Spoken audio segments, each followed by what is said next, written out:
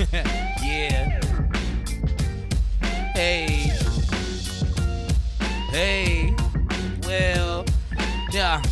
Goonies never say die. You know what time it is. We got horror suspense. Listen, Kevin Trav digging in the bin. Dirty Dancing in Encino Man. You never know what you'll find in Uncle Doug's bin. What's in the bin? Yeah, Uncle Doug's bin. He's got all these flicks from way back when. Marty McFly in the DeLorean. Gotta love the gauge and whatever he's in. Face off Snake Guys, you know it's a win. What's in the bin? Yeah, Uncle Doug's bin. What's in the bin? Yeah, Uncle Doug's bin. What's in the bin? Yeah, Uncle Doug's bin. What's in the bin? Yeah, let's begin. Welcome to Uncle Doug's DVD Bin, the podcast where we take your favorite movies, give you some facts, tell you the plot in an hour, sometimes more, okay, usually more, and there might even be a few jokes along the way. I'm your host, Kevin. And I'm your other host, Travis. Trav Dog. K-Dog. Just a couple of dogs out here. Man, there's a cute dog in this movie that we're going to talk about. Oh, my God. Sure. Scruffy McGillicuddy, he was the best dog in all of the West. I want to say I feel like I really nailed my professional radio voice on that intro. What do you think? It sounded pretty good to me. When you came in, I was like, oh, gosh, is this K92? You know? Or is this going to... Am I the ninth caller? Doing a good job out there, Kev. You definitely are the ninth caller. Well, here we are at the Shane episode. But before we get to Shane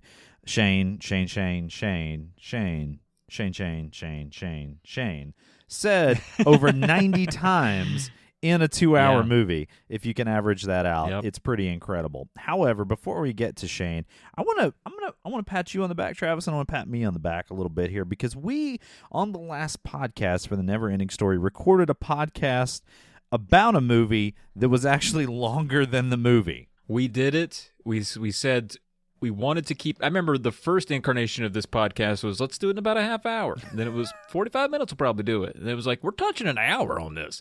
And then we did a full just hour, 45 hour, 50 minutes on a kid's movie.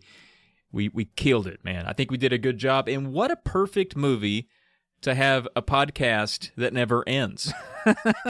Yeah, I mean, if you're going to do it, I think that makes probably the most sense. I just feel like, you know, I want to stop talking, but I'm just having such a good time hanging out with you, Trav, talking about movies, maybe even getting a few jokes in there for our listeners. So, I mean, it just, you know, I just keep going. I keep running the old gobstopper over here. Don't stop a good time from happening for stupid stuff like rules and how much hosting space we have to pay for because an episode's too long. Don't let that get in the way of a good time, my man. I had a good time myself. You know where else I had a good time with you? Where's that? You and I went to go see the one and only, the Limp Bizkit. Travis, I thought that was going to be a secret just between the two of us, like that time we shared that extra large pair of pants. Yeah, at the same time. At the same time. Which it wasn't that uncomfortable, but no, I've come to terms with it. I've decided I want to shout it out. I'm no longer ashamed. I went to a Limp Bizkit concert with my new friend Kevin, and I had a good time. Okay? We did have a good time, man. You know, I will say, all right, I'll say Limp Bizkit, for all their faults, is super fun live. Like, they go out of their way to try to make a fun concert environment. Now, their music's terrible. Okay, that's fine. There are a lot of bands out there that's music's terrible, and they're not any fun. I will say, the Biscuit brought the fun, Trav. I agree with that. I mean, I suffer through a lot of just really bad lyrics and vibes for a couple of real crunchy riffs that take me back to playing, you know, hardtop basketball at my buddy's house while we had a boombox sitting out and just slamming Mountain Dew and listening to the Bizkit. So, yeah, there's a 14-year-old part of me deep down that was like, chill. Yeah. You know what my biggest problem with the Limp Bizkit concert was? Oh, no, what was that? We were not having as much fun as the guy that was about 3 or 4 rows down from us. I swear I've never seen anyone in my entire life having the amount of fun that this man was having. That guy was a one-man mosh pit. He was there by himself. He was in the nosebleed sections a little bit in front of us, like row HHH, seat 19, by himself. But man, he knew the words. I'd never even heard of the 3 opening groups that came out, but he was on it. I don't know if he just did his research ahead of time, like if he's one of those, really responsible concert goers that understands and studies the opening acts, gets them down so he can enjoy the whole thing. But man, he was a spectacle to behold. He was almost, nay, maybe even more entertaining than the Biscuit themselves. Well, Travis, I would judge by the lack of sleeves on his shirt is directly proportional to the lack of responsibility. So I think maybe he was just kind of a guy there having a good time. He didn't research this before he went. What I will say was impressive about him, though, is that I've never seen anyone who could fist pump with a beer in their hand and not spill any of it. Now that, my friend, was amazingly impressive. We didn't even talk about this, but I had the same observation, and I was also impressed the whole time. There were a couple times where I held my breath. I was like, but no, he recovered every time. Probably because those beers were like $17 each. Those things are more precious than gold when you go to a concert. I know, man. That's probably 2/3 of his mortgage, and he was protecting it. But not to throw shade at wholesome individuals checking out the old Limp Bizkit when they roll through town. We got a real movie to talk about here, and I gotta say, I want to make this observation real quick too. I don't think the topics of Limp Bizkit and Shane have touched before until now. Well, it's just the tip touching, just the tip. They're passing in the night. It's fine. Speaking of just the tip, man, let me tell you, I hit up Uncle Doug just recently about the Shane film, and I was like, hey, we're going to be recording the podcast on Shane. We really, we love the film. What are your thoughts on it? He said, sit down, boy. I was like, okay. He leaves I hate the room when he gets for like that. I know. It's like, why is it always got to be a mystery, Uncle Doug? Why is it always got to be? But the man's got a sense of the theatrical. What can I say? He does. He goes into the other room. I hear him rooting around in there. He comes back, and Travis, you're not going to believe this, but he is dressed fully in the buckskin Shane getup. I mean, the frills, the whole 9 yards, the big belt buckle with the gun hanging off. He even had the sweat-stained hat. I was like, Uncle Doug, where did you are you cosplaying as Shane? He's like, I don't know what that means, and I don't appreciate you saying it. And I was like, okay, I'm sorry, Uncle Doug, because he's got a real 6-shooter on his side. This ain't no cap gun he's got, right? So I don't want to offend Uncle Doug. I've never seen anything like it. Dude, and he gets real uptight when you start calling him out when he's wearing his buckskin vest. I mean, he goes full on. And, I've seen him wear a Shane T-shirt before. Just one that, like the movie cover. And I thought, it's got a lot of stains on it. And I think he just uses it to work on the Harley. But I noticed that shirt before, and I said, man, I bet Doug loves that movie in a way that no other, more than any other movie that he has. But I ran into him one time. He was sitting in the cab of his it's almost canary yellow. It's a little off canary yellow Chevy C10, and he had a dog. Yeah. It looked like maybe a oh gosh, what are those dogs? The blue heelers. It was like a blue heeler mix, sort of sitting in the seat beside him, and I was like, oh, that's a cute dog, Uncle Doug. And you know what he said? He said, yeah, his name's Shane. Right. And you told me this, and I thought that was weird because I'm like, he used to have a black lab. Mm-hmm. And I swear I thought that dog's name was Shane. No, it was. He names every dog he's ever had. That's how much he loves this movie, is that he names and there's nothing in this world that a man loves more than his dog. I'll tell you that, including his wife, his children, and his pickup truck. It's all about the hound dog, man. And he has named every single one of those things Shane. It's crazy. I mean, he must love the movie Shane more than little Joey in this movie loves Shane himself, which we'll get to. Probably. Yeah, he definitely does. Well, Shane, now it was released on April 23rd of 1953. It was directed by George Stevens, written by A.P. Guthrie. It was Jack Scher also helped, and it was based on the novel by Jack Schaefer. Now, it starred Alan Ladd, Jean Arthur, Van Heflin, and, of course, one of my favorite actors, Jack Palance. That's right. You do Palance. I do a Palance. I do a little bit. I do a politer, like an easier Palance. You do a full Palance. Can we settle on a JP? Do a little JP? Yeah, we'll do Perhaps. JP. We'll go JP. Yeah, I Perhaps. think that's okay. I will say. I mean, that's for the 50s, I'm not very schooled in 50s actors, but that for a movie that has been extremely lauded over time, we're pushing well over a half century. It's not a cast that would, I guess, blow you away. Is that fair for a movie to have achieved what it achieved? Well, both Alan Ladd and Jean Arthur were sort of second or even third picks. I think George Stevens, he had a couple other actors in mind that he worked with in the past, and they weren't available. They were shooting other things or whatever. So he just went to the studio and he said, who do you have under contract that's available? And he picked Alan Ladd, which turned out to be an amazing choice. I mean, he just brings it as Shane. He's so good. And Jean Arthur, and if I'm not mistaken, this was her last film. She plays Mary Ann, and she's just kind of phenomenal, sort of exudes this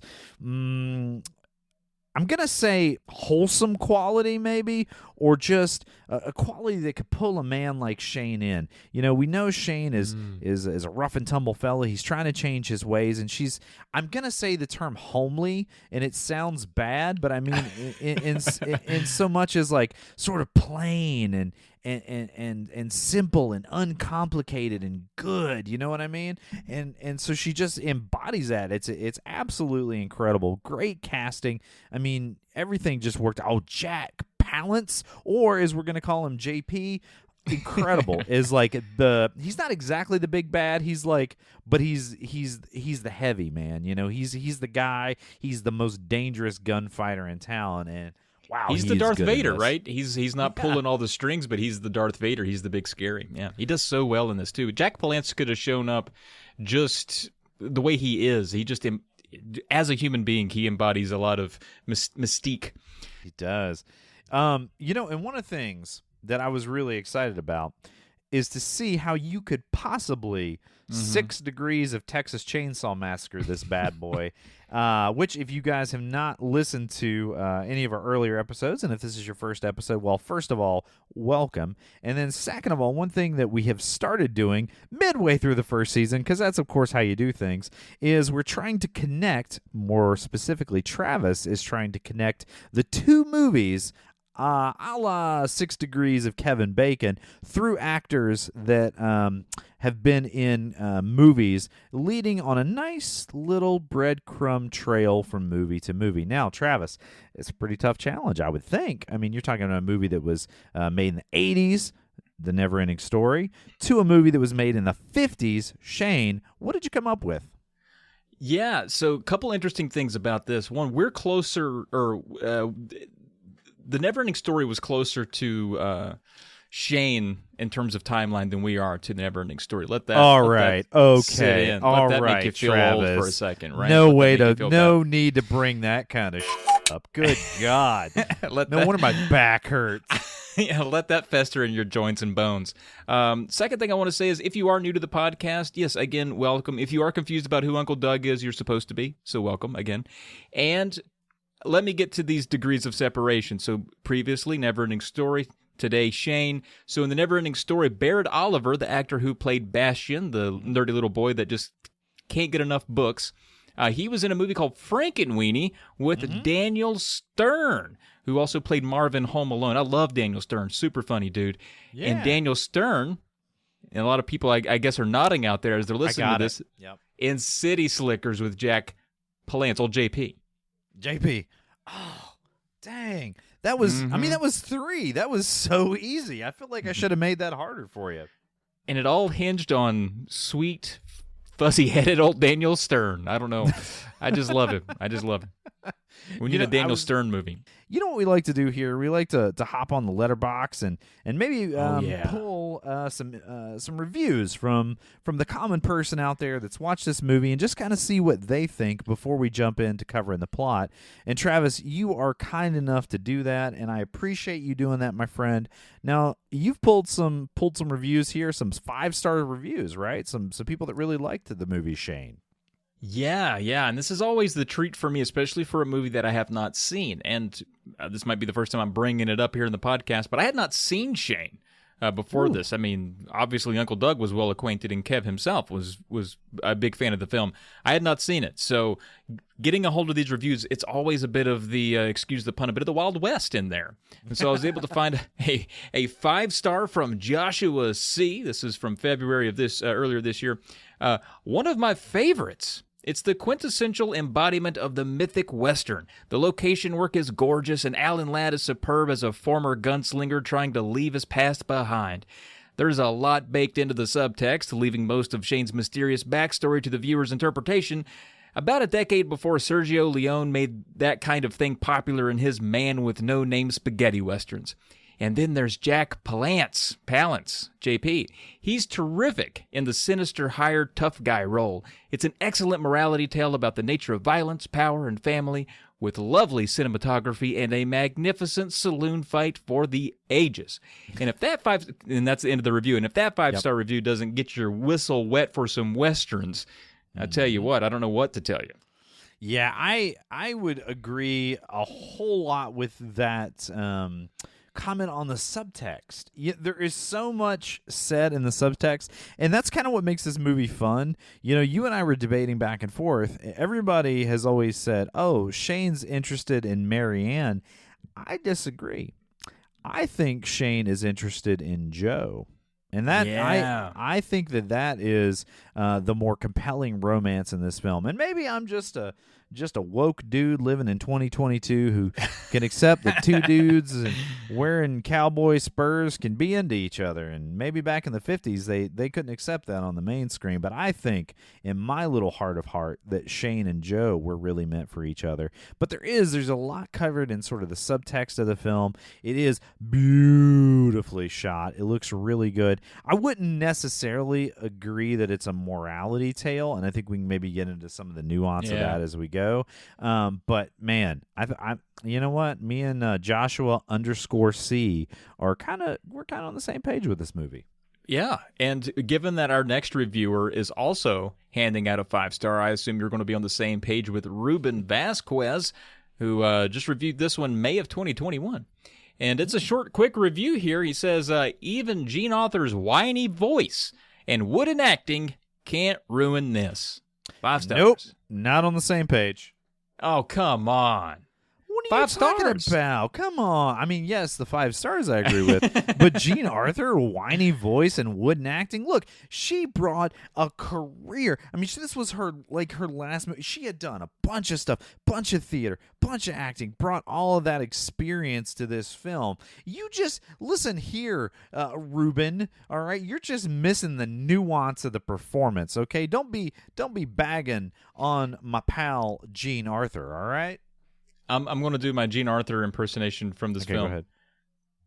Oh, Shane, can't you help us, Shane? Don't go, Shane. Oh, Shane. There it is. I'm never going to a Limp Bizkit concert with you again after that. What? Yeah. Done. Man. Done. Man, thankfully I got that one in. You did. God, no one else was going to go with you, Trav. You know what? I was glad I could be there for you, but you know what? You've went after Gene Arthur, and I don't appreciate it. Now, obviously, unlike you and I mean, clearly you're a 5-star review over there too, as well as I am. But there's not everybody that's going to be in that category. So maybe there's some people that were a little meh on it. What do you think? Yeah, we got a 3-star here, a meh person. HK Fanatic. I've been debating on what HK, Hong Kong? They super into Hong Kong? Yeah. I don't know. Yeah, maybe. They say, Shane is not a Western that owes much to reality. It feels like the product of a schoolyard imagination. A my dad could beat up your dad tale blown up to mythic proportion. Its cloying sweetness and unabashed sentimentality contrast with George Stevens' muddy location shooting and impactful violence. The few times a gun does go off, it reverberates like an explosion. Just as Alan Ladd's character is too messianic to be flesh and blood, he's matched by Jack Palance as the specter of death. A lot of blah, blah, blah to say, that's all right. It's all right. I feel like he just took a bunch of things he wanted to say and shook them up in a mason jar and just dumped them out. I felt like the violence, and we'll talk about this when we get there, especially the gunshots, was a little bit annoying from a sound design standpoint because we had to like turn the volume up to hear the dialogue, and then you'd have to turn it down when the gunshot would happen, or it'd blow your eardrums out. That was a little annoying, but I didn't feel like it was particularly sentimental when you started thinking about the psychology of Shane and why he does the things he does, or even Jack Palance for that matter, or JP as we've called him. Yeah, I agree. Yeah, I think people, cinephiles and people that like to leave reviews sometimes just like to let you know they know a few big words like unabashed. They're like, I'm going to fit that in. I'm going to fit in unabashed today with my 3-star review. HK fanatic, we think you're smart. You're super duper smart. Smartest. Here are some folks though that were not fans. Okay, we got the 1-star crew down here at the bottom, and one thing I like about the 1-star crew, typically not a wordy bunch. So we got one from NYX here from March of this year, and they say, if Joey and I went to the same elementary school, I would have beat the shit out of him. Take that, Joey. You little wow, brat. I had no idea that Wolverine's daughter hated Joey so much. I had no idea. Comic book reference, NYX. Nerd anyway. humor. Yeah. Nerd humor. You know what? They would have beaten the shit out of you of elementary school, too, if you'd have brought They up a did. Wolverine reference. Are you kidding me, Trav? Do you know Okay. the beatings I took in elementary school? I was like, hey, guys, check out my new Trapper Keeper. And then it was just punches Yeah. to the face. That was how it went Man. down. You know what? I kind of agree with NYX. Joey was a little annoying and a little one-sided. The actor was fine. I mean, I thought the kid did just, perfectly fine in the film. But, like, could you give the kid a little more depth and not make him so... I don't know, he's kind of creepy, a little stalkerish, if you know what I mean. Yeah, he was. And then our last 1-star here from JSG, also from May of this year, a couple days ago. Mm-hmm. Apparently, just over 4% of the film's runtime is people saying Shane, which is weird because it feels like it's 100%. So there you go. There you go. A lot of Shane. And you know what? That's a stat that impresses me. If you'd have told me 4%, I would have probably bet on, realistically speaking, 11% of the film is someone saying Shane. 11 feels right. That's not way too high. It seems like it's in the ballpark for one word. Oh, my God. Wow. Yeah, there was a lot of people saying Shane. You guys are 100% correct about that. Yep, indeed. A lot of Shane. Oh man, that's so good. Well, that definitely those give me some perspective on the film. Now, when this film kicks off, all right, we're gonna see. First, we're gonna hear, because let's talk about that auditory sense. One heck of a classical music. I mean, it just calls to mind every iconic Western you've ever seen soundtrack, right? It's so good. It's sweeping. It's orchestral. And you get Shane riding across a beautiful, all right, Wild West. I mean, I don't know where they shot this. I probably should have researched that a little bit, but it was the exclusive location for flat prairie land accompanied by inspiring mountaintops. Wherever that intersection happens, that's where they filmed this movie. It was filmed in the high plains near Jackson, Wyoming. Yep. And Jackson Hole. Sense. Jackson Hole, Wyoming.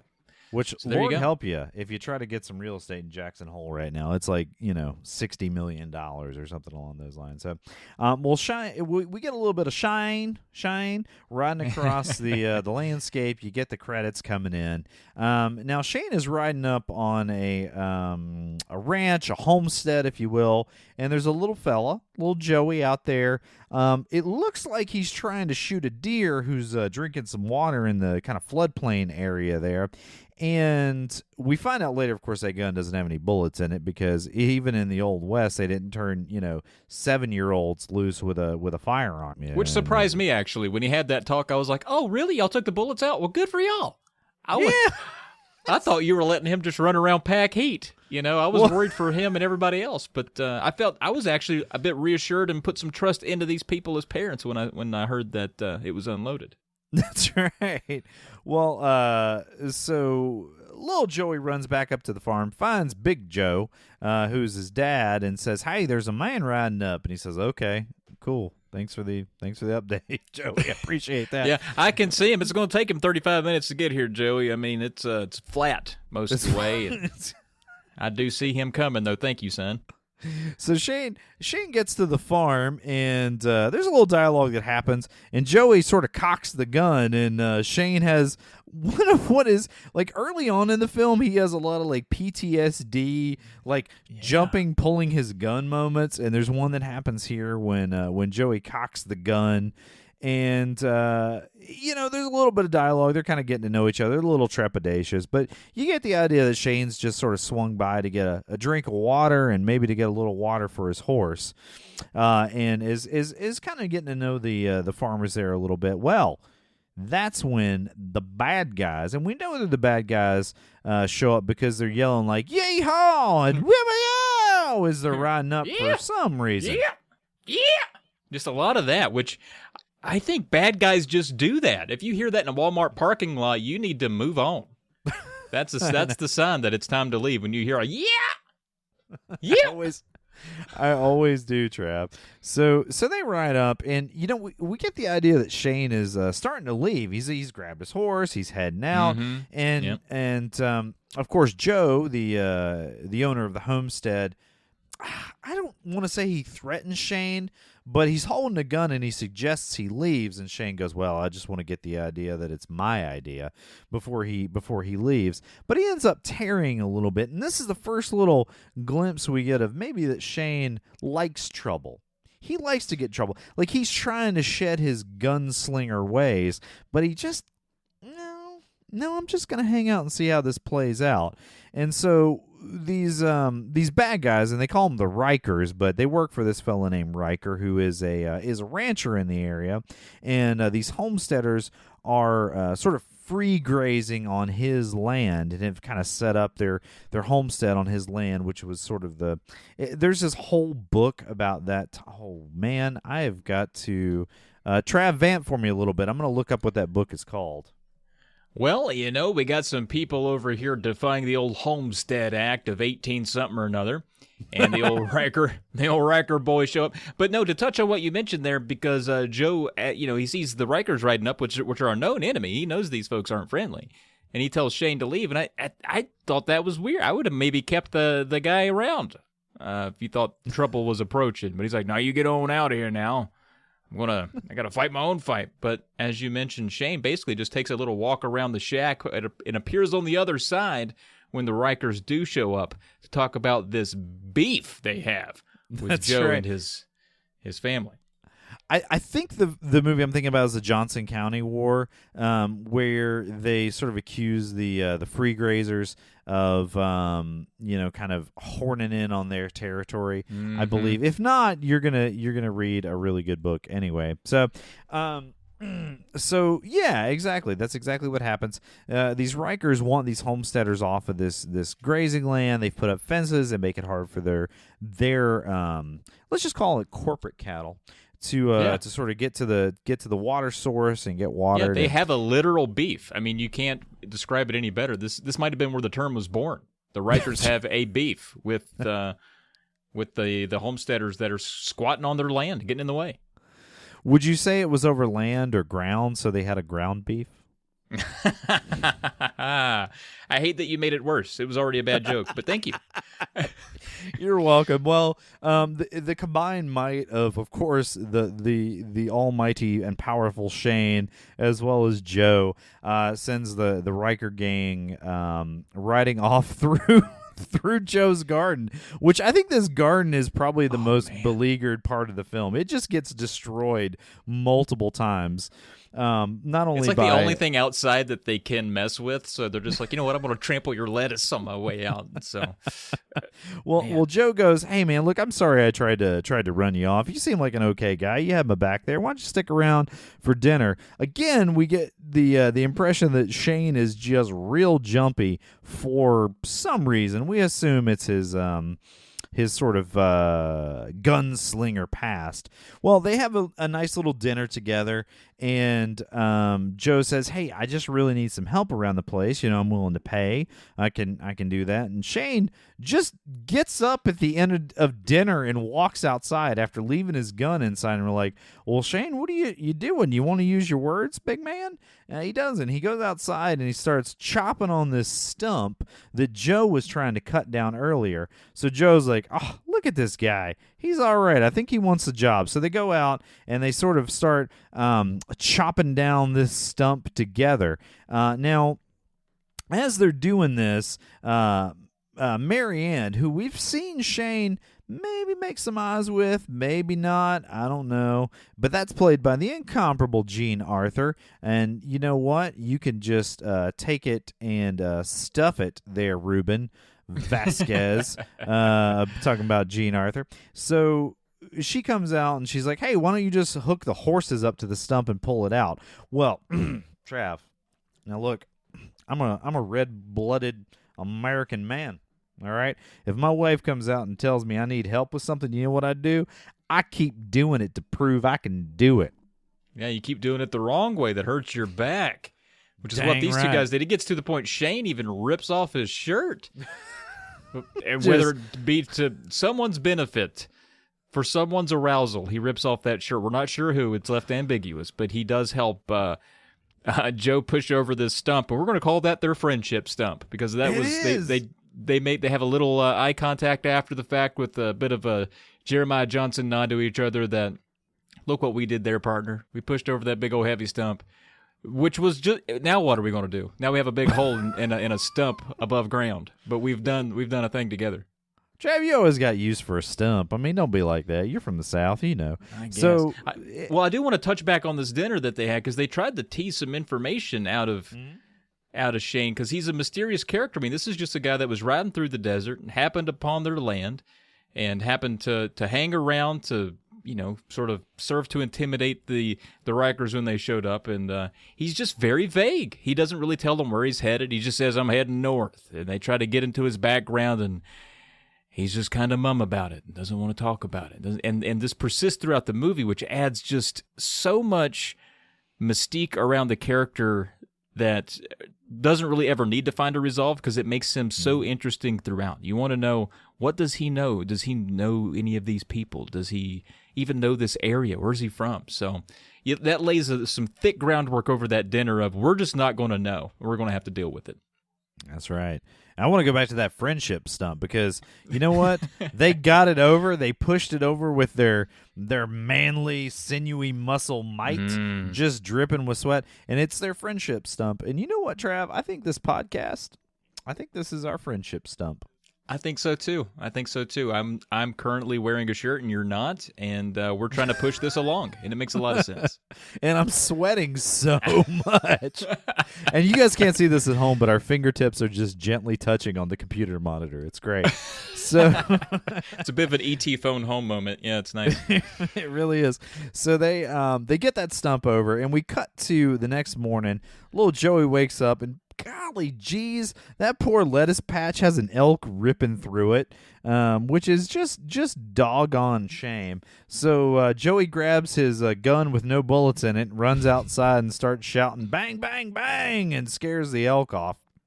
Well, as he's scooting around the farmstead that morning, Shane sort of wakes up, and him and Joey have a little bit of dialogue.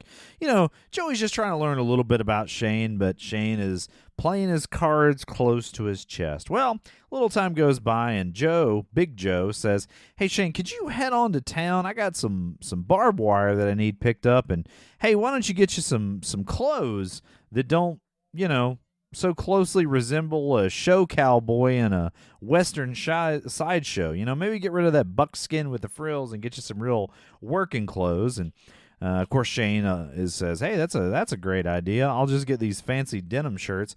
And he says to little Joey, says, "Hey, is there anything you want from town?" Little Joey says, well, he wants himself a sody pop. Yeah, you gotta have a sody pop.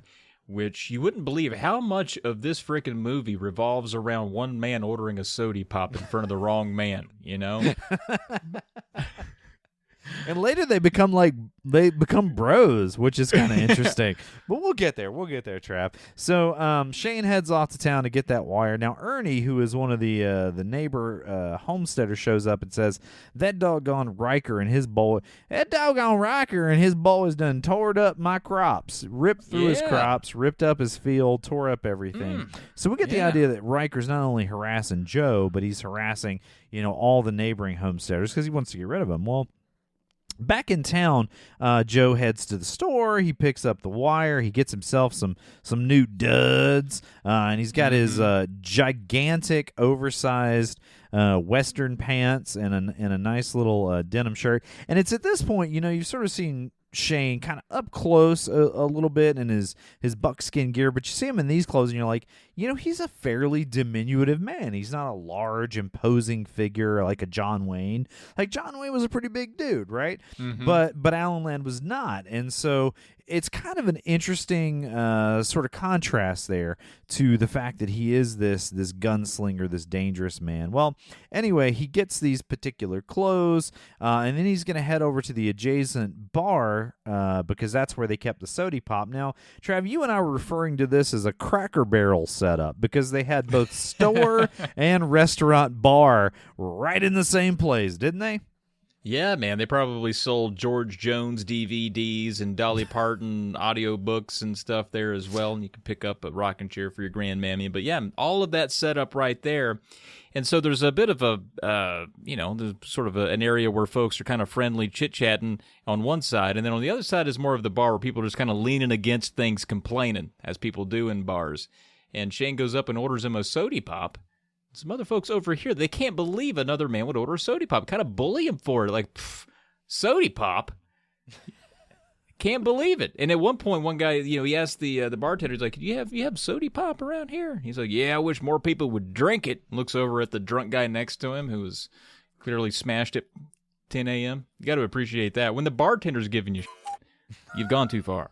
You really have. Now, I just want to point out, Trav, this is how you know I'm a good pal. When we started recording this, you were drinking tea. I didn't even call that out, man. Nope. I was like, you know what? You don't need to be drinking whiskey. If you want to have a cup of tea, bud, you have a cup of tea. I did transition from tea to whiskey at some point during the screening, but I did appreciate that you did not call me out and try to fight me in a bar because I was drinking a non-alcoholic drink. But that's exactly what transpires here. That's the first blood-boiling moment between two gentlemen in this here film over a little bit of sody pop. That's right. Well, Calloway comes up. Now, he works for Riker, so he's sort of working for the bad guy who Trav, you and I both come to believe maybe wasn't such a bad guy after all. But we'll set that aside. We'll put a pin in that, and we'll take it out later. Calloway comes up, and he's sort of teasing him about having this soda pop, and he flings some whiskey on him, and they have a little bit of a moment, but Shane just says, hey, you know what, man? I'm trying to change my ways. We've all been there. Not today, Satan. I'm trying to change my ways. And so he gets his sody pop and he leaves. Well, he starts heading back towards the farm, and back at the farm, they've put together a meeting of the homesteaders to try to figure out what they're going to do about Riker, who is just constantly griefing him and giving him problems. Well, one of the things that they decide is that they plan to go to town together. That way, sort of safety in numbers, they can kind of protect each other if Riker or his goons try to harass him a little bit. But before they kind of make that decision, there's a little interplay that happens where all the homesteaders say, Shane comes in, and all the homesteaders are like, yeah, we heard the story about how you ran away from Calloway like a little bitch. And Shane's like, guess I'll just go stand outside in the rain. And, that's the problem. A little bit. But see, that's the problem, Trav. Like, I have in my life walked away from quite a few fights, and people, because I don't like hurting anybody. I don't like getting my brain all rattled around inside my cranium, Of course and so not. I walk away, but then all your friends are like, oh, so that's how you are. You just, because men are toxic. I'm just going to say men are so toxic. I think. Yeah, we have a But lot anyway. of Schadenfreude for our peers getting harmed, so we feel better about ourselves. And that's Exactly. Like I wouldn't 100%. do that. I'd totally win that fight with that guy that's 3 times my size. So Shane goes and stands outside. And the homesteaders can kind of continue to have their meeting. Well, next day, all the homesteaders decide, okay, well, we've made our plan. We're going to go to town together. They all sort of head out together. We find out that one of them may have went out ahead.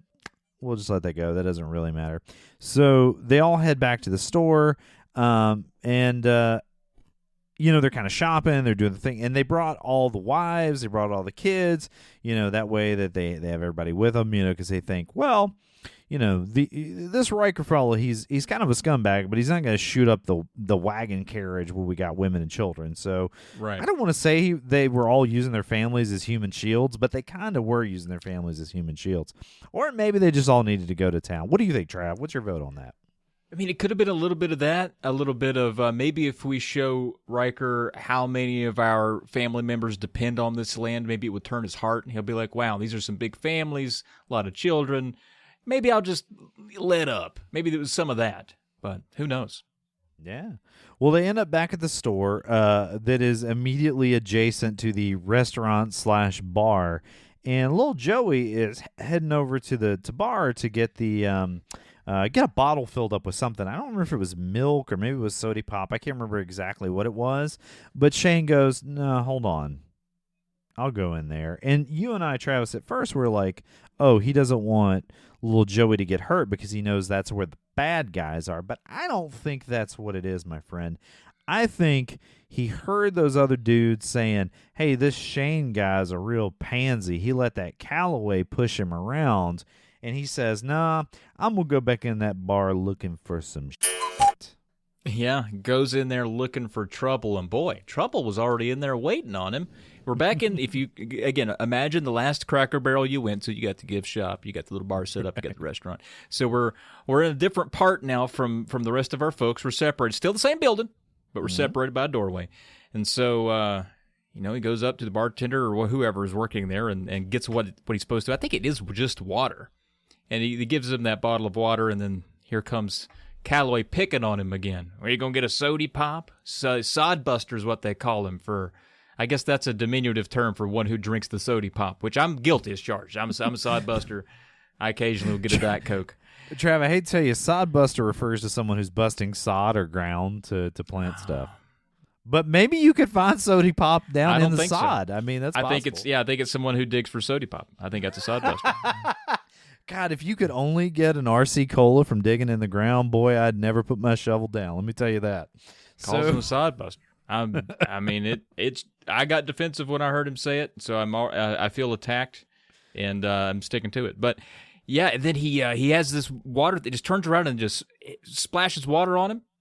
I assume it's water. Calloway caught off guard, then punches him, but it looks like in the throat, probably the face. Probably the face. But the choreography looked. I mean, Alan Ladd's little man. The strike went a little bit low, in my opinion. It looked like a good throat hit, but it hits him pretty hard, knocks him through the saloon doors out on his back outside. Now we've got us a fight. Yeah, and it was one long, slow fight. I think there was a punch thrown every 6 to 8 minutes in the initial part of this barroom brawl between Calloway and Shane. I mean, it's like pop, pop, roll around, stand there, look at each other for 5 to 6 minutes, wait for the other guy to get up, then pop, pop, rinse and repeat. And so this goes on for a while, and finally Shane sort of gets the best of Calloway and sort of knocks him down. They've both got like some really cheesy blood from some wound that doesn't exist on their face. And so Riker comes in and he says, hey, listen, Shane, I've seen your mettle here, man. You've really taken care of old Calloway here. Tell you what I'll do. I'll hire you for double what old Joe over there is paying you. What do you think of that? Yeah, pays him up to double. I mean, come on, money can't be easy to come by in these here lands, but Shane declines. No, he doesn't want to work for no man. So Riker sort of, but this kind of gets to the motive a little bit because Riker's, a little incredulous that that Shane doesn't want to come work for him, because he's like, hey man, I'm offering you a whole lot of money, I'm offering you a good job here, what's the deal? And then Riker looks down his nose at Shane and says, oh, well, Joe's got an awful pretty wife, doesn't he? Mm-hmm.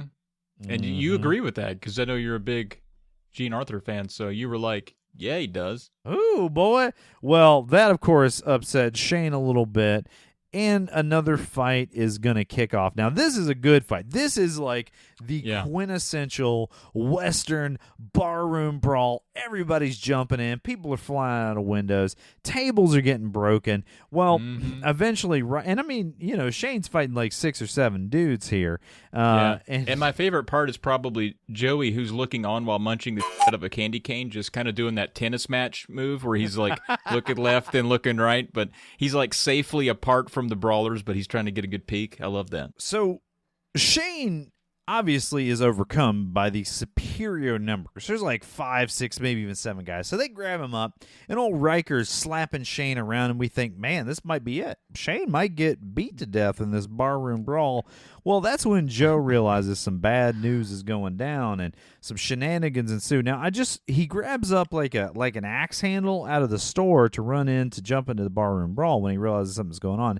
And I just want to point out, a long-time dream of mine, Trav, is to be a homesteader. And I will tell you this, no self-respecting homesteader or prairieman is going to buy an axe handle. They're going to hand hew it. You know what I'm saying? I don't, but I appreciate that you have an opinion and an emotion, a very charged emotion on that axe handle. In fact, you paused the movie to scream about that, so I know it's important to you. It is. No, why would you buy an axe handle when nature provides axe handles on every tree on all of your property? You know what I'm saying? Gosh, it makes me so angry. Well, Joe had also, I guess they hadn't invented baseball yet, because this swing form was awful. He runs in there and does this weird, I don't even know what you'd call it, but it's effective. He gets Riker in the back with the axe handle, and people spread out, and the fight kind of, turns in favor of Joe and Shane and the homesteaders at that moment, and Riker's gang kind of take it on the chin there and regroup. They do. Joe turns out to be quite a bad mamma jamma when it comes to throwing some fisticuffs. He actually bests Shane later in the film, and Shane only wins by a little bit of a cheap shot, but we'll get there. Now, obviously we've alluded to it. So Shane and Joe sort of win this barroom brawl together as brothers, bros, maybe potential romance mates. We don't know. So they sort of back out of the bar room. They head on back to the, as you like to say, Travis, back to the ranch. And they're kind of nursing their wounds a little bit there. There's a few things that happen, but the general gist is, Shane is kind of getting his wounds treated as well as Joe. Is there anything you want to add from that scene? I can't remember if there's anything I'm missing there. No, not a lot goes on. It's just a lot of people getting their wounds dressed up and being awkwardly romantic from afar. Distantly in love with each other. Yeah. Like Joey's really into it. He's trying to get his mom to tell him goodnight. The mom is kind of like staring off in the distance as Shane leaves, and then Joe walks out and is like, what's going on? Where's Shane? Like, everybody's just kind of curious about this Shane character. And they say Shane, I think it was 43 times during this one single scene. Oh, they did. Back in town, Riker is obviously furious that he just lost this particular battle. And so he sends someone out to get Jack Palance, or JP, or he's called Wilson in this. Jack Wilson, yeah. He's still Wilson. Still a Jack, yeah. Yeah, as sort of this infamous gunfighter. Well, he shows up to town after they go and get him. Now, we jump back to the farm, and the first neighbor has decided to leave because because of all the scare tactics and the sort of negative behavior of Riker. And just as he's packing up his stuff, Riker and his boys sort of drive a whole herd of cattle right through his fences and right through his property. And he's like, see, this is what I'm talking about. So, we kind of sympathize. I mean, you want your homestead, but also, do you really need all this drama and grief? I mean, Travis, if some angry rancher just continually drove cattle through your property, would you fight to keep your house? I'd probably move to a different cul-de-sac that didn't have as much cattle near it. I mean, I'm not saying I'm a pushover. I'm just saying maybe that's on me. I was a little bit too close to cattle, and this became a problem. Yeah, it would be. It would be. Well, Need to get back in the suburbs. so back at the Startlet Ranch or Joe's farm, Joe and Shane talk a little bit about guns, and Joey says, hey, look, you promised to give me a shooting lesson. So Shane says, hey, shoot, why not? So they do a little bit of, this is how you wear your gun belt. Some gunfighters, they like their gun in their waistband or in a docker's clutch or, all that kind of stuff. Well, Joey says, Shane, why don't you show me how you can shoot? Well, let me tell you this. Shane, pulls out that gun and shoots the out of a rock. Oh, man. I mean, this rock had no chance. Am I right, Trav? Dude, this rock, the only rock in view, too. Poor rock. I don't know how he got there, but wrong place, wrong time for that rock. Gets shot up. But another thing that I thought was interesting about that was Shane very hesitant really to interact with anybody, but as soon as Joey was like, teach me how to fire a gun, he was like, pew, pew, pew, pew, here's how you fire a gun, boy. Like, he was super jazzed about that, but you know who was not jazzed about that? Who was not? Everybody else. Marion was like, why are you, don't shoot your guns, and then Joe rides up like, who the hell's shooting guns out here? Like, everybody's like, what are you doing with these guns? Quit! It's true. Now, you got a little incensed during this scene, a little outraged, and it was because Shane was mansplaining how a gun works to Marianne. Now, Travis, do you want to elaborate a little bit on that? I don't remember the quote, but it was just, she was like, oh, I don't like these guns. And he's like, but Marion, guns only as bad or good as a man who's wielding it. Gotta have guns around here for protection. She was like, I just wish nobody would have guns. And he's like, well, somebody's gotta have a gun. Don't be silly, lady. So a lot of gun righteousness going on there, but so much gun righteousness. There is a callback to a line that she says in this scene where she says, I wish there were no more guns in the valley, including yours, Shane. So there's this little, you feel like if this movie was a little more modern in terms of its sort of staging, acting, and direction and all that sort of thing, it would still land pretty well with audiences because of its tones of violence and the appropriate place of guns in society and that kind of thing. I just it is pretty interesting if you kind of consider it from that aspect. But I agree. Anyway, let's just set that aside for now and think back in town. Now Riker has decided he's like, I'm done with this crap. I've tried non-violent means of getting these people off my land. I've tried running cattle through their lands. I've tried vague threats.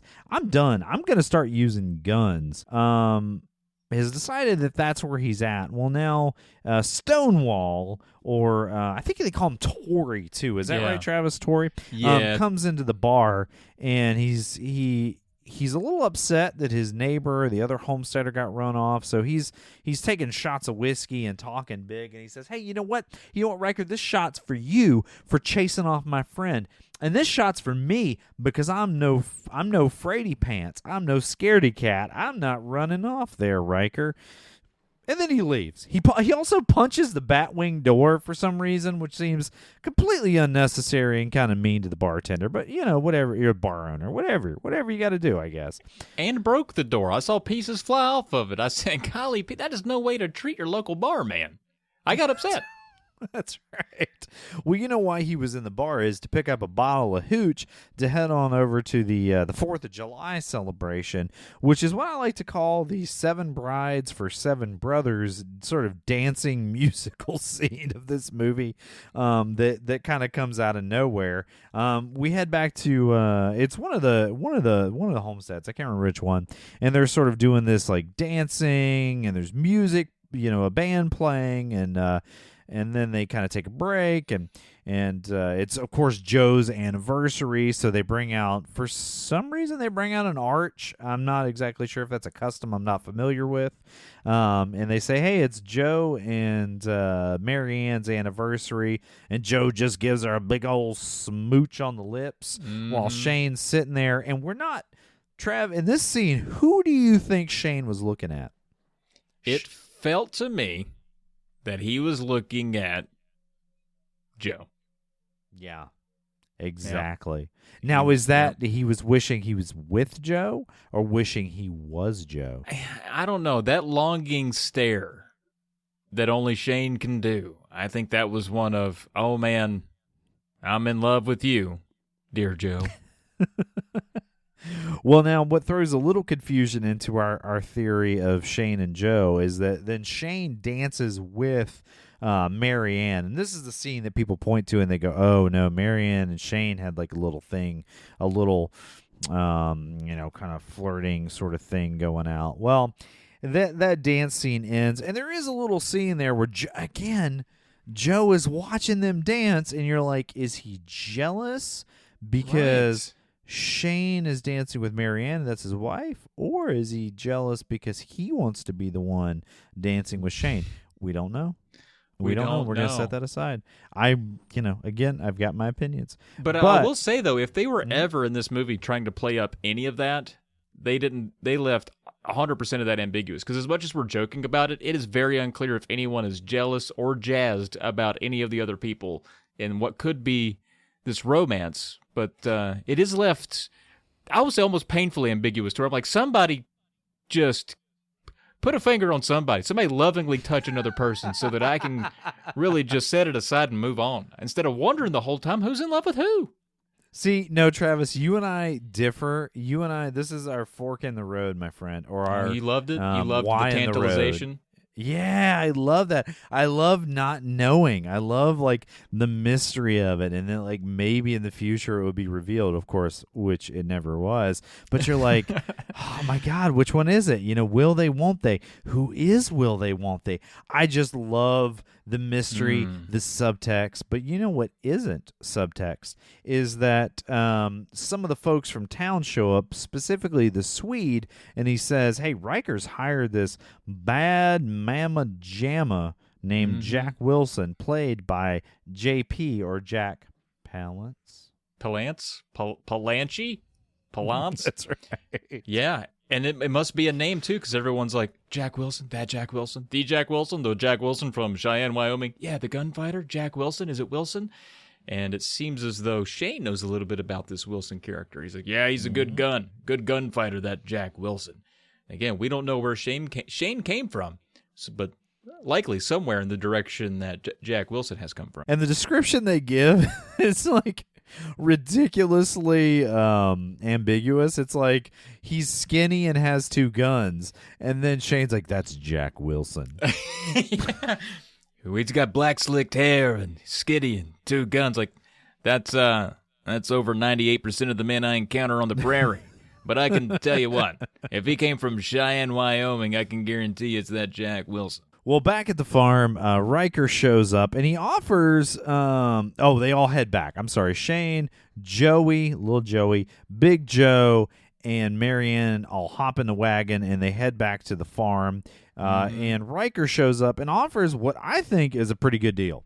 Yeah, well, Riker was already there waiting on them, which is what gives everybody a little bit of a fright. As they pull up on their own home, and the men are already there, and it's like, gosh dang, we're intimidation after intimidation. And Riker, he does offer over to Joe what I think was not the most reasonable way out of this, but reasonable enough for a guy that's kind of got you by the balls in a lot of ways. I mean, he's got you outmanned, outgunned. He's got, who knows how far his reach is. He just hired a big gun, and Joe still not willing to back down. Now, I don't remember the stipulations of the offer. Maybe you can remember it, but it was a lot of, we can just work together. You can have your land, but you'd be a part of my. Our beef would join. We would share beef. Share beef. He literally says, okay, look, here's the deal. I'll give you a fair price for your homestead. I'll let you run whatever cattle you have with my cattle so you can make money on them, and I'll pay you to work for me. I mean, that's a pretty good deal, but I think Joe turns it down because he asks what's going to happen to the other homesteaders, and Riker says, look, I've only got so many hands, or only so many cards in my hand, so he knows that the other homesteaders are going to, basically meet this pretty bad fate of being run off their land, so he refuses it. There's a little bit of back and forth, and, Riker says, hey, look, here's the deal. I've made you a good, fair offer, and you refused it. So he leaves. Now back at the bar, they cut to that. Riker is obviously just angry. He's like, man, I've gone out of my way. I've made reasonable offers to these folks that are on my land. Again, maybe he's not the worst guy in the world. I mean, he is trying to avoid bloodshed at all costs, but, well, not at all costs. I mean, And these people are squatting on his land. They're like breaking some laws. I feel like we're landing on the side of the establishment here, Trav, which might be a product of our age. I mean, maybe, but it's like, come on. I mean, he's got a point. No one ever says Riker's got a point. They're just like, he's trying to bully us off the land he very well owns. What a son of a bee. Well, Jack Wilson, or JP, Jack Palance? Palanque. Yeah, Palanque says, "Hey, look, I got a solution for this. When this homesteader who's riding into town right now, which is Stonewall, aka Tory, gets into town, I'm gonna pick a fight with him and I'm gonna kill him, and that'll antagonize the others." Well, he does just that. He does this sort of thing where he kind of calls Tory out when he gets to town.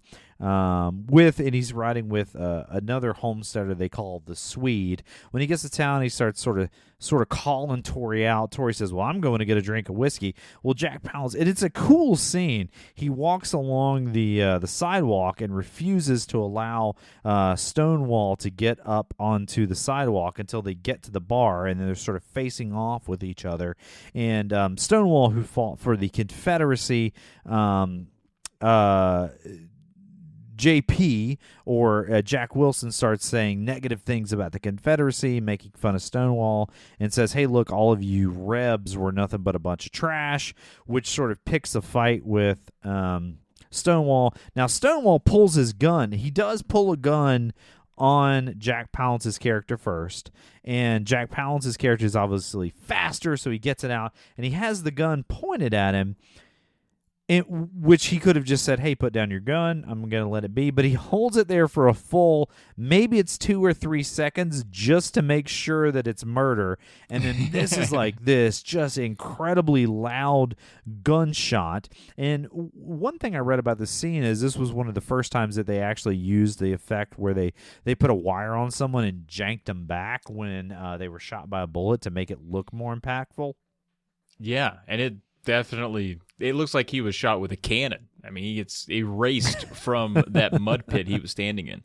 But it is a really cool scene, and the only real scene of the movie I had seen prior to watching the movie.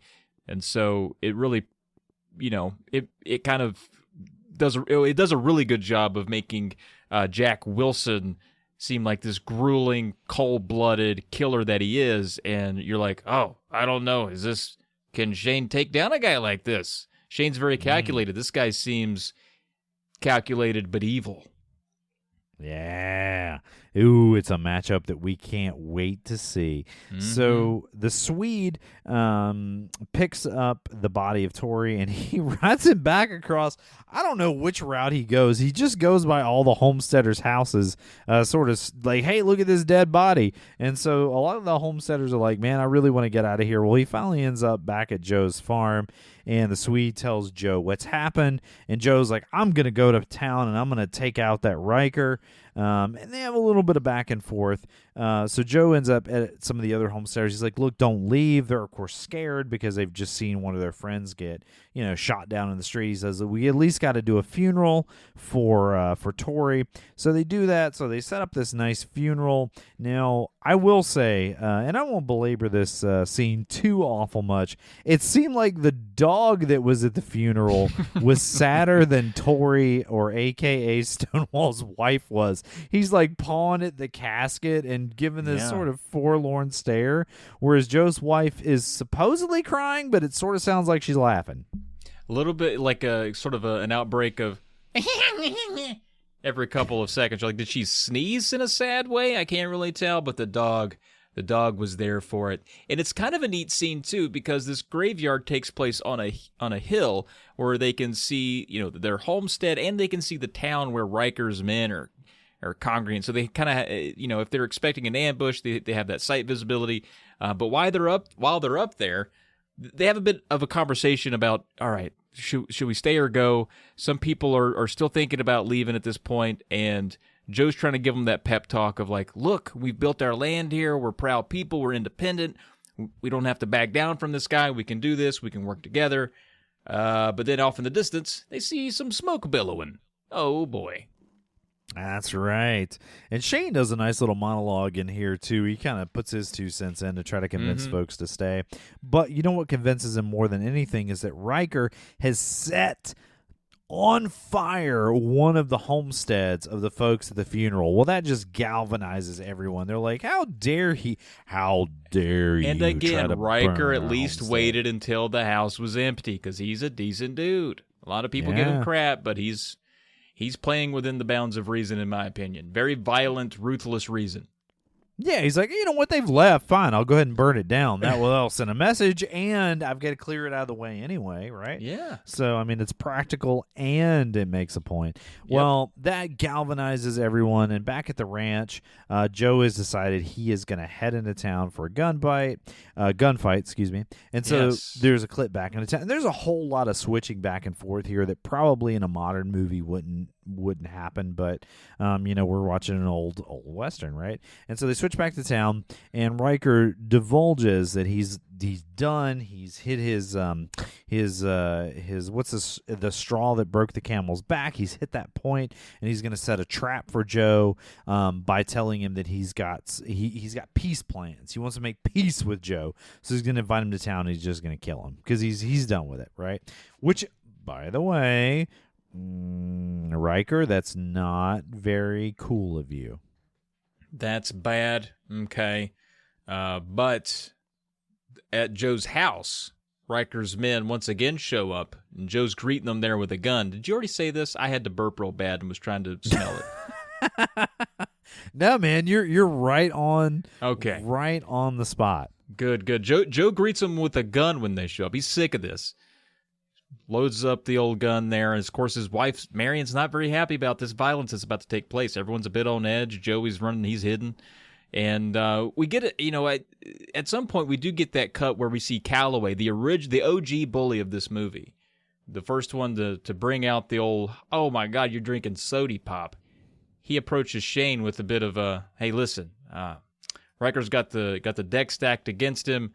I'm not really on Riker's side anymore. I'm quitting Riker, so to speak, just to give you a heads up. I understand your plight. I'm on your side now. Yeah, I guess Calloway just had a change of heart. He said, "Hey man, I'm not into just setting traps for people and murdering them. Sure, I'll have a fair barroom brawl with Shane, but I'm not a murderer. I'm not a murderer. I'm not going to do that." I do love that scene where the writers ride up. The writers ride up. Of course, that's what they do, Kevin. And Shane is sort of, you don't realize this until later. Like Joe has put his sort of shotgun, which he's loaded up on the writers, and they say, "Hey, you need to come into town. Riker wants to talk to you and make peace." And then it sort of pans back, and you see Shane's got a gun on. Oh, I just used a potty word. I didn't even mean to either. Shane's had his gun on them the whole time. Yeah. It's so bad, It's like, oh my God, he knew what was up, and he was covering his boy Joe's back. Well, at this point, Joe is trying to decide what to do. Of course, Shane knows that it's a trap, but Joe doesn't. Joey, for some reason, little Joey, is just spazzing, running around, screaming with his pistol, bang, bang, bang, bang, bang, bang, bang. Oh, it upsets Marion. Oh, she doesn't like that. She doesn't like that. I assume it was to heighten the dramatic tension in the scene, but mostly it was just annoying. And so Joe has decided to go. He's gonna take his gun. He's gonna meet up with Riker. Shane doesn't want him to go. And walks outside, and you're like, okay, well, this is wonder where this is going. Shane's left. Well, while Shane is gone, Joe and Marianne have this sort of emotional talk about their relationship, and in no uncertain terms, Joe is sort of saying the things that he wants to say because he thinks he's going to die. Well, when he goes to leave, Shane has put his guns on his hip. He's got his old duds on, no more denim shirt, no more, giant oversized Western pants. He's got his buckskin with the frills on it. And he says, hey, man, you're not going anywhere. And Joe says, yes, I am. So they get into a brawl, and it's a barn burner, man. Joe is throwing shots. Shane is throwing shots back and forth. And I feel like in this fight, and correct me if I'm wrong, Trav, Joe was getting the upper hand on Shane. It seemed like it. And obviously, I really don't know what if the script was intended to make Joe seem like, he's a worthy fighter. I mean, Shane's a bad A in a lot of ways. Obviously, he's got a lot of mystique around him. But hey, this Shane's no pushover. But also, too, in real terms, and I was reading this, they had to do a lot of camera tricks to make Alan Ladd and the guy who played Joe seem the same size, because they're about a foot in actual height difference. So in a real fight, I think Joe's got him, too. Yeah. Yeah, I think so. Well, it's definitely a barn burner of a fight, and that is kind of a neat thing about this film, is that the Alan Ladd is like I said, a very diminutive man, and so they chose to make him this sort of ultimate killer, because, and maybe he's got a little Napoleonic complex going Perhaps. on. I don't know exactly, but it's pretty neat that that casting ever happened. So, they have this barn burner of a fight, and Joe. Oh, man, I'm feeling some emotions about this, and I'm not sure what they are. Sort of football tackles Shane into the friendship stump. The friendship stump, Trav. I mean, if there is a symbol for love between two men, it would be that stump. And for the friendship to shatter suddenly at the sight of the stump is the most poetic thing I've ever seen in my life. It is. Well, Shane realizes that Joe is probably going to get the better of him in this fight, so he does what any red-blooded American male would do, which is play dirty and pistol whips Joe and knocks him out. And because he doesn't want Joe to go get killed. I mean, that's the end of this fight. For his own he wants to go handle this fight because, again, he's bred, born, and trained for violence, and he knows that he's better prepared for this than Joe. So he knocks Joe out, and which is, of course, indicated by the fact, that he's better prepared, rather, is indicated by the fact that he knows to pistol whip him and knock him out and to play dirty and to cheat a little bit, right? So he takes him out, and him and Marianne sort of have this longing goodbye moment. You're like, again, do they have a thing? Or is it Shane and Joe? I don't know. But in the end, Marianne shakes Shane's hand, and he rides off towards town to the ultimate, or the big gunfight at the end of the film. Now, I should mention that little Joey decides he wants to tag along, and then the dog decides he wants to tag along with Joey, and Lord help me, Jeebus, it is a 45-minute scene. They show where every Shane's mile riding of that trip. into It's just ridiculous. Yeah. Shane's riding into town. The boy's running behind him. Somehow the boy's keeping up with a horse. I don't know how. And then the dog is like a good, 50 feet or 50 yards behind the boy. Well, finally, they end up back in town, and Shane walks into the bar. He does. Walks into the bar, and Everybody's there. Everybody's there waiting. We're in a saloon. We're about to have a good old throwdown. And Shane says he knows Jack heard he was a low-down Yankee, and I can't read my own notes here. Liar. Okay, good. I didn't say so liar. Okay. That's what I thought I'd written there. Okay, good, yeah. And, I don't know, maybe, Kev, you want to go over the build-up, because I just wrote down, that part, because that really stood out to me. But when he gets into what does build up there? He gets to the saloon, kind of saunters in. It escalates pretty quickly, I'm remembering, right? Yeah, fairly quickly for sure. Now Shane, he kind of half opens the Batwing door and he peeps around. Like this guy's, he's a salty dog. He's been in a few gunfights, so he knows not to just come strolling in the bar. So he gets an idea of who's in there. Right, you got two guys over here in the corner. One of them gets up. He's like, "I'm out of here. This looks like some bad shenanigans." One stays. All right, you got Riker over in the corner, and you got Jack Wilson. Now he doesn't know. Shane doesn't know that upstairs there is another gunman concealed. Now we're going to get back to that later, Trav. So Shane strolls in. He's confident. He is as much swagger as you can put into a 4'2" frame, which was approximately the height of Alan Ladd. And he leans against the bar, and there is some straight up just badass dialogue that happens here. He tells Riker, "You've lived too long," and then of course Riker says, "Well, so have you, gunfighter?" And he says, "Yeah, I know, but I'm not quite done yet." Yeah. Ooh. He says, "You wanna hang up your guns and just start digging taters?" He says, "Not quite yet." Oh, it's so I can taste it in my mouth like tiramisu. It's delicious, Trav. It's so good. I hate to ruin this moment that we're in to bring up that this movie had gotten how potatoes are harvested wrong a few times. Yeah, but Riker did get it right. You do hoe a tater. You do hoe a tater. But there was a moment at one point where he's like, "You just out there picking taters, ain't you?" It's like, well, I don't know if you pick them. I just don't think you don't pick them. They're tubers. You pull them off the bottom of the root of the plant. But fine, whatever. Anyway, so we get to the gunfight, and I'm gonna do a little blow by blow here. Okay. Oh, so, please, yeah. Jack Wilson, JP, Jack Palance pulls his gun first because he's been called a low-down Yankee liar. And blam, Shane is just lightning fast, pulling that big iron. Boom, puts old JP away. Riker is just snoozing in third place trying to pull his gun out. Shane blasts him, takes him out, takes the other guy out, and he thinks, "I've done it. I've won the gunfight. I need to leave town now." So he's heading out. Well, the guy that's concealed upstairs pulls his rifle out and does wound Shane. Now, Joey, who has followed him all along the way, says, "Oh, no, look out, Shane. Shane, he's trying to shoot you." And Shane turns around, blam, blam, blam, shoots the guy who is concealed himself, who he must have shot that guy with some sort of freeze bullet, because the guy freezes and is sort of a petrified form and falls through the railing.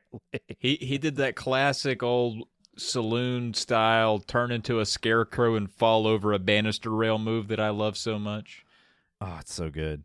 Yeah. It's so good. And so he eats some floorboards, and Shane has won the day. He's taken out the bad guys, and he heads out.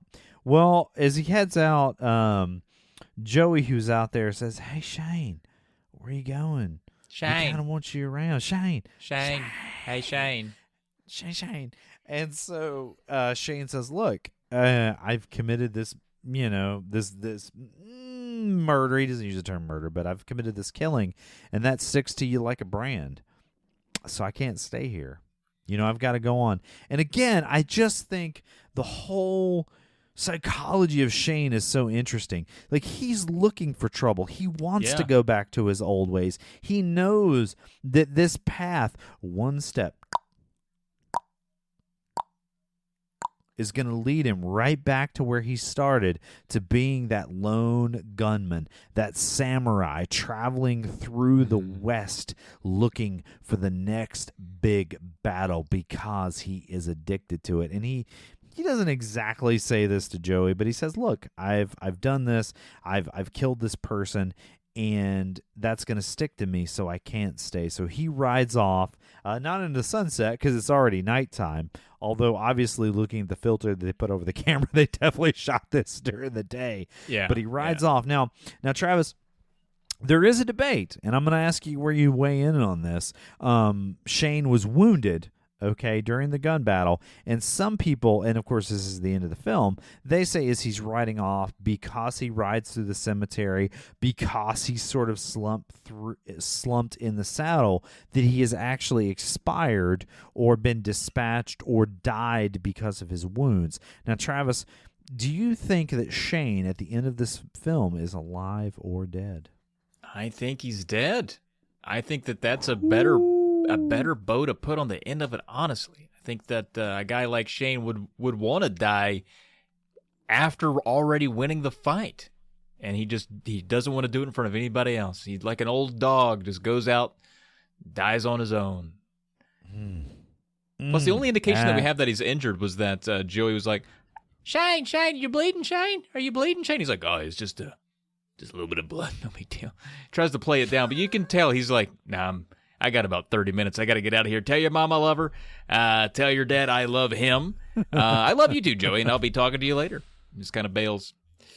Yeah, it's sort of a Black Knight from Monty Python moment. He's like, it's just a flesh wound. I'm fine. Just got a flesh wound. Yep, pretty much. Just heading out of there. I personally think Shane just took a flesh wound and he's heading to the next town. All right, to dole out a little bit of violent justice. And I mean, we can disagree on this. That's fine. I do think it would be a more poetic ending, and it does that little bit of metaphor where he's riding through the cemetery, the graveyard. Yeah, right at the end, you're like, maybe. And he's pretty slumped over. I mean, you don't really ride a horse like that at night. I mean, you'd want to have your head up looking around. You wouldn't be all like, well, I'm already not even out of view of the town, and I'm just going to go ahead and get my horse nap on and just slump over. Like, I don't know. I think if he wasn't dead by the time the credits rolled there at the end, he died very soon after. What did you think of this one? Well, I that point that you make, I think that this movie is bolstered by its ambiguity in a lot of ways, because there is so much mystique around where'd he come from, where'd he go, that makes it a little bit different. Okay, he's not Cotton-Eye Joe, Travis. He's Cotton-Eye Joe. I was getting to that point. He's Cotton-Eye Joe. But no, it's one of those things where you don't really have all the answers from the beginning or the end. You just see this little chapter of this guy's life that maybe takes place over the course of 4 days. And I think that makes it really interesting. There are a ton of drifter movies that are kind of in this ilk, especially in the Western era. But this one stands out for good reason, and I think it's a lot of it is because of the mystique that is boiled into this one character, and they don't even try to answer it. In fact, they try really hard to just graze over it. Like whenever he's asked about anything, he just seems uncomfortable. Like, nah, it's just I just got life's been life. You know me. Anyway, what are you guys doing? Like, he doesn't want to address it, and so you're forced to move on from it and just watch him go. And I think that's the cool part about it. So I think the movie is great. I enjoyed it. I don't know that I don't think I appreciate it as much as some people do, and that could just be because I've only seen it once. Maybe it's a rewatcher. Maybe it's one of those. But I do like it. I absolutely like it a lot. Yeah. I think you were like, hey, I don't appreciate it as much as Kevin does. I think that's where you were coming at from that. And you know what? I appreciate that because you sat through it with me. I think there's also some context that cinephiles would appreciate that maybe I can't, because at the time that it was made and shot, I think that they did a lot of like really intense things ahead of their time, and things that the Western genre had not quite done yet, that they later had to catch up to, that this movie did. So there's probably some things like that make it stand apart that I'm just not keen on. But when it comes to what you see on screen and the dialogue and the action and all that stuff, I mean, it's better than most Westerns of the time I've seen, for sure, easily. Yeah. Although there is a fair amount of cheese. Well, sure. Now Shane was an expensive film, at the time. Yeah. With a budget of $1.5 million, it went on to cost an eventual over $3 million, and it did gross $20 million. So I mean, they made their nut back, if you know what I mean. Yeah, now and that's in that day's money, right? 1.5 million of the day. Yeah, I think that was like $6 trillion in 2022 money. So that's pretty good, right? Yeah, I was gonna look up to see what that translated to. Yeah, So, you do let's that. see. I'll I'll vamp for you. Well, you multiply it by 10, basically. It's 10 times. So that movie would have been a little over $10 million to make. Well, it was 1.5 million. Is that right? Yeah, 1.5. Yeah, so it would have been closer to 15 million to make that movie. So Dang. Well, it's no Avengers, but it was still pretty expensive for the time. So, now there was a 1966 television series of the same name that starred David Carradine, who I love. I love some David Carradine, man. Some kung fu, so good. And there was even a film by Clint Eastwood, who I also love, called Pale Rider, that was sort of loosely pulled some inspiration from Shane and kind of revamped it a little bit. Very cool movie if you haven't checked that out. Now, the movie is even referred to in a bit by legendary stand-up comedian Bill Hicks, one of my favorites. If you haven't heard any of Bill Hicks stand-up, I definitely recommend him. But perhaps the most lasting legacy of Shane is pushing the genre of Western in a direction beyond the simple morality plays like we talked about in the reviews, and addressing everything from real emotional depth to loss to sort of faults in character and even social issues. Not to mention inspiring two podcasters, you and I, Travis, in the year of 20 and 22 to debate whether or not Shane was actually dead at the end of the film. so dead. He was alive, but that's fine. Well, folks, if you like anything that just happened there, mentions of Bill Hicks, Pale Rider, David Carradine, and a whole hour and a half long synopsis breakdown of Shane. If you like all that, you might even like our other shows. For more of me, you can head on over to the polymedianetwork.com and check out my other podcasts. They're funny. And if you like Kevin, you can seek out the podcast of Blue Peg, Pink Peg. Very informative about board games, also funny. If you think, gee, I hope these guys keep making a podcast, well, hop on over to the Patreon, help us out. Toss a few bucks, keep the home fires lit. We're cold in here. And we want to thank our pal Harvest Black for our theme song. It bangs and slaps whichever is appropriate. And just like our Uncle Doug always says, now you run on home to your mother and tell her everything is all right and there ain't any more guns in the valley.